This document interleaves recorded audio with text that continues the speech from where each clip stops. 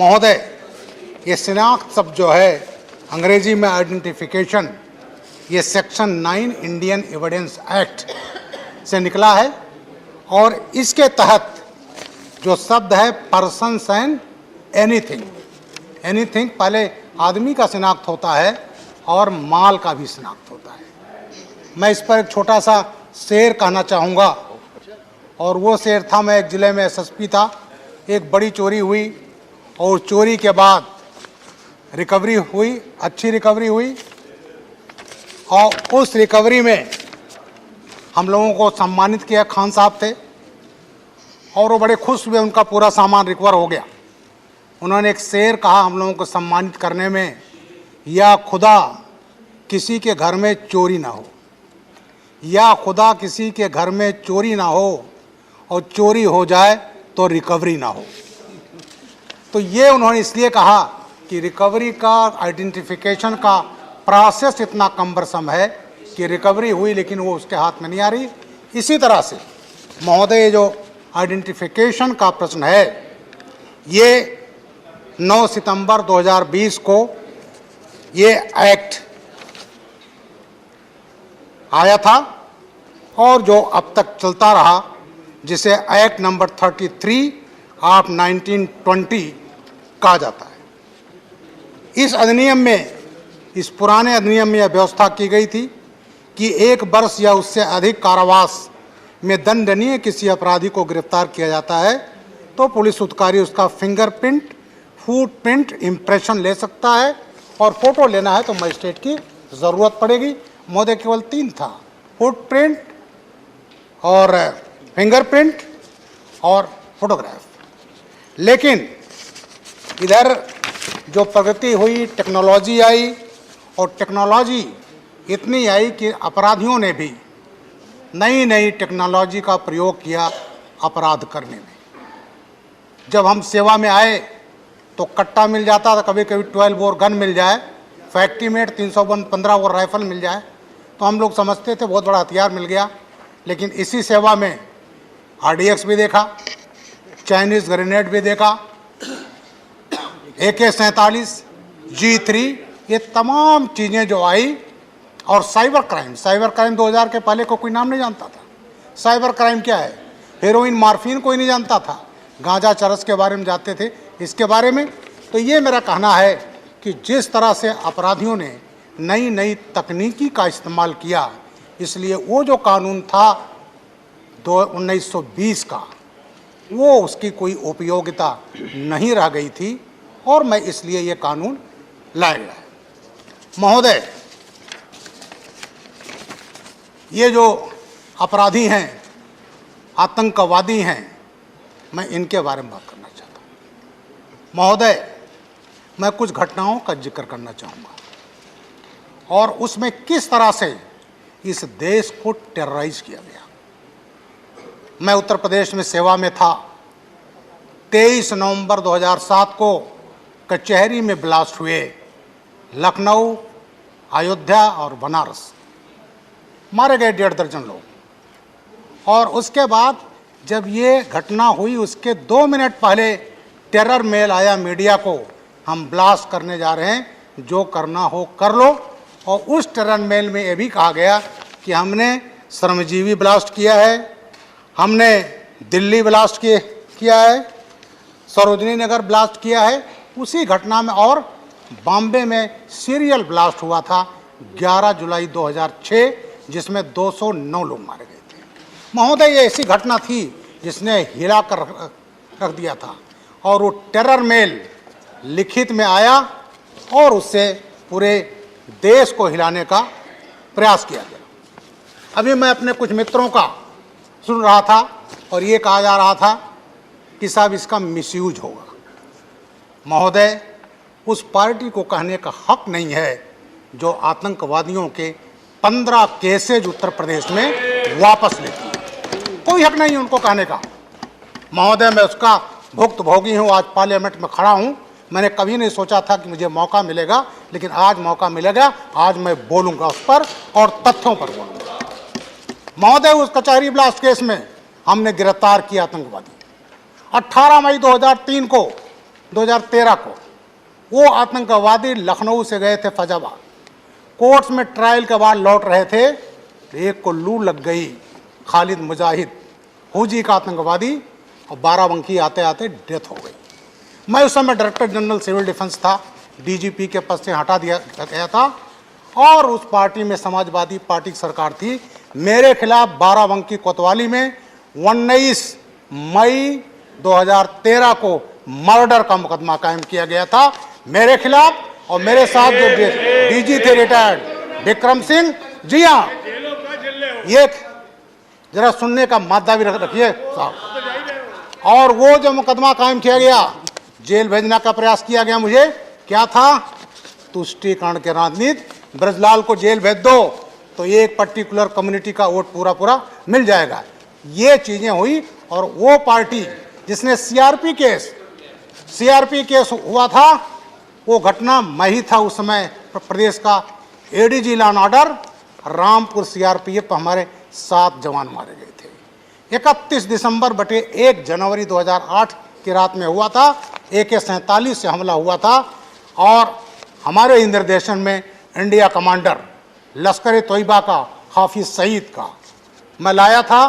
दोनों Pakistani fidayeen, Mohammad Farooq, Imran, local man, और ला करके हमने चार्जशीट लगाई, RDX मिला, AK-47 मिला, और वो जो समाजवादी पार्टी सरकार आई तो उस केस को भी वापस लिया गया। मैं हाई कोर्ट इलाहाबाद को मैं सलाम करता हूं।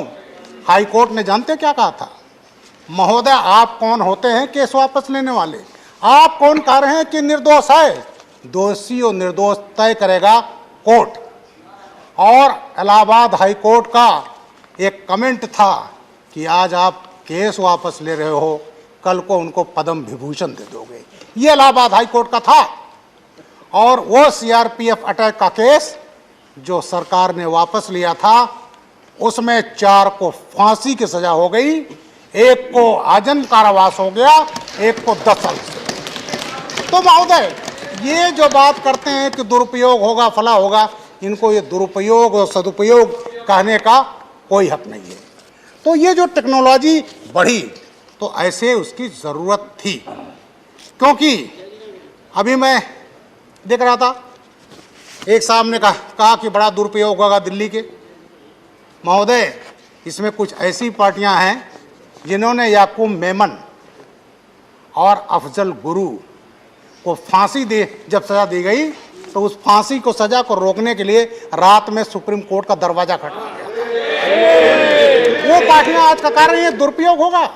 फांसी की सजा जिसको सुप्रीम कोर्ट से हो चुकी है, जो लटकने जा रहा है, और उसके पक्ष में खड़े हैं टुकड़े टुकड़े गैंग को सपोर्ट करने वाले।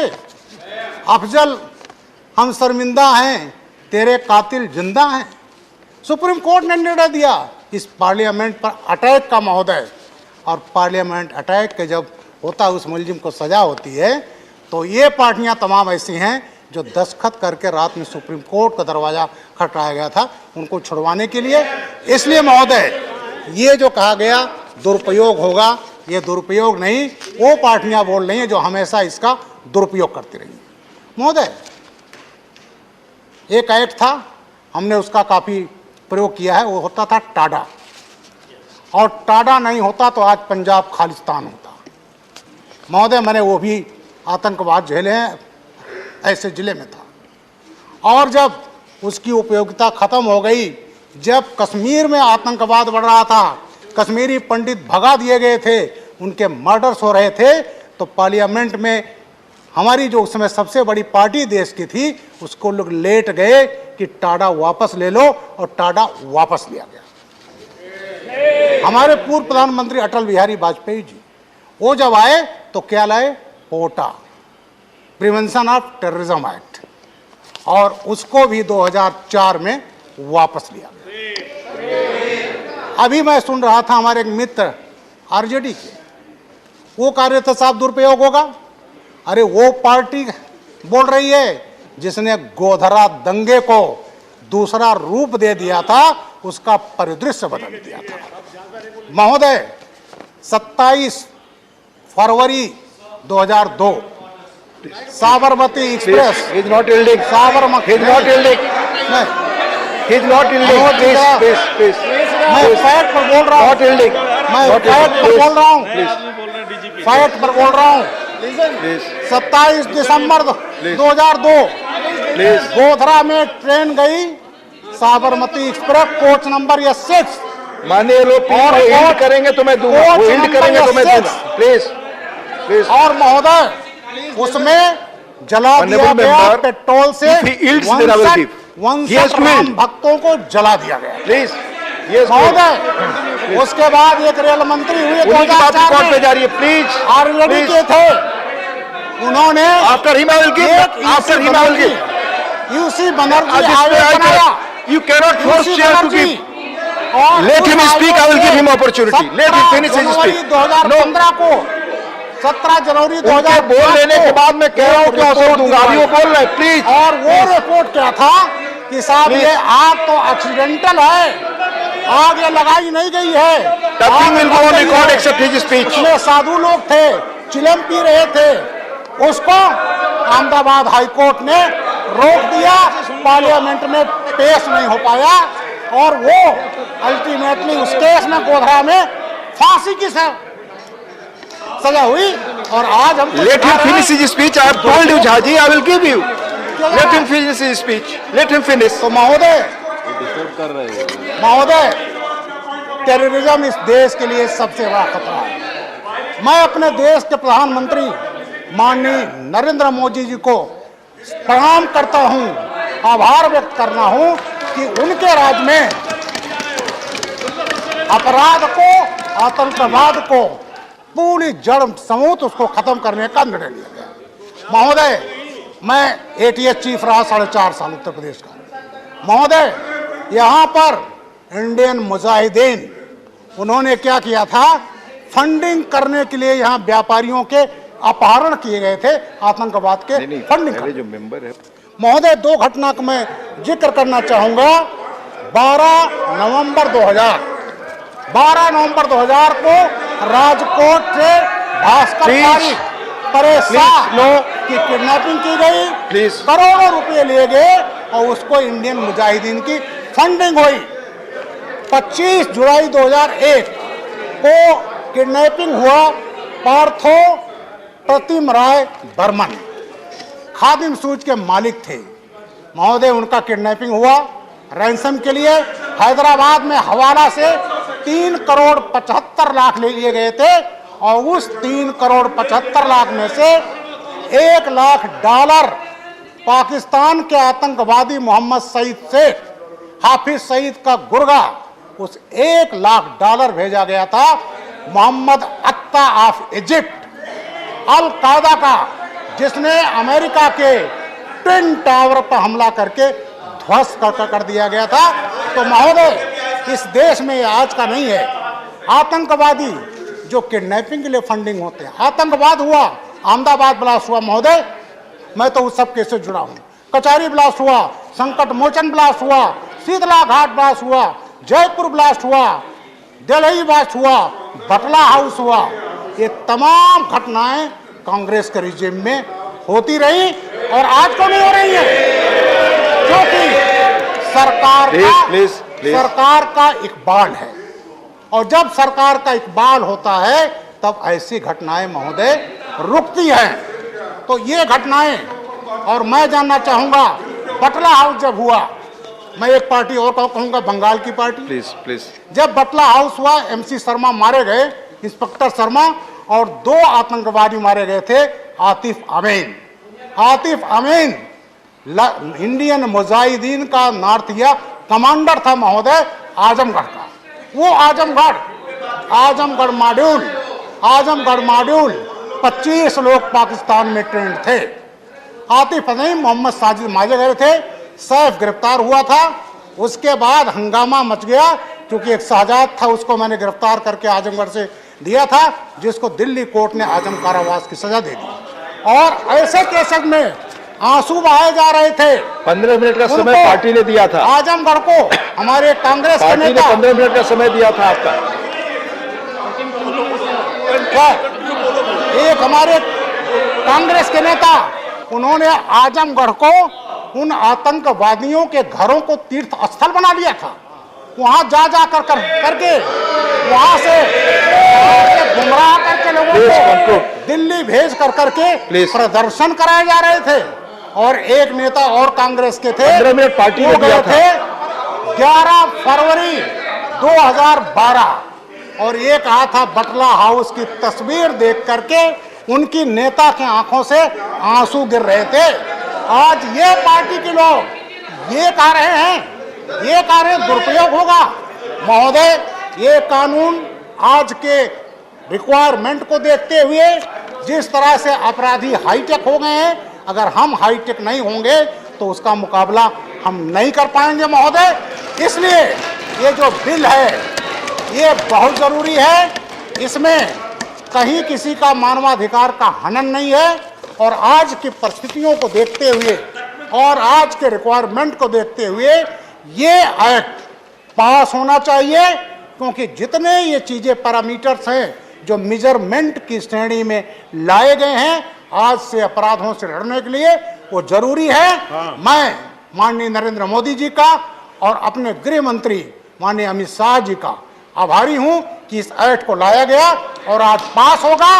और ये नरेंद्र मोदी जी का सपना जो है, इस देश को अपराधियों से, आतंकवादियों से, नक्सलाइट से मुक्त किया जाएगा। और मैं इस बिल को सपोर्ट करता हूं। और ये सपोर्ट करने के बाद अभी कहा जा रहा था कि साहब इसमें कन्विक्शन रेट में कमी आएगी। महोदय, कन्विक्शन रेट आप देखिएगा बढ़ेगा, क्योंकि ये साइंटिफिक एविडेंस है और साइंटिफिक एविडेंस जो होता है वो झूठ नहीं बोलता।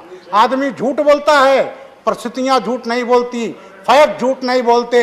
इसलिए इस एक्ट से हमारा कन्विक्शन रेट बढ़ेगा। इन्हीं शब्दों के साथ अपनी बात समाप्त करता हूं। बहुत बहुत धन्यवाद महोदय और बिल का सपोर्ट।